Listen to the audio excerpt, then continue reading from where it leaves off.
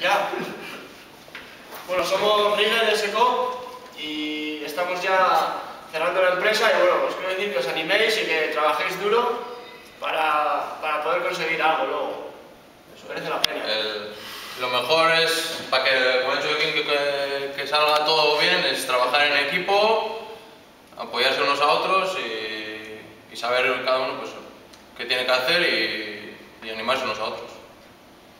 Es una experiencia bonita y nada, lo más importante para que todo funcione bien creo que es tener unos buenos coordinadores, como son estos dos compañeros siguientes que van a hablar ahora.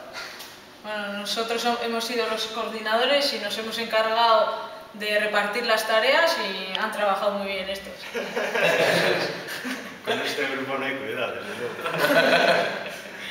Bueno, y nosotros hemos sido los encargados de ir a comprar y de llevar el tema de cuentas y os recomiendo que llevéis las cuentas diarias porque si no al final va a ser un buen lío.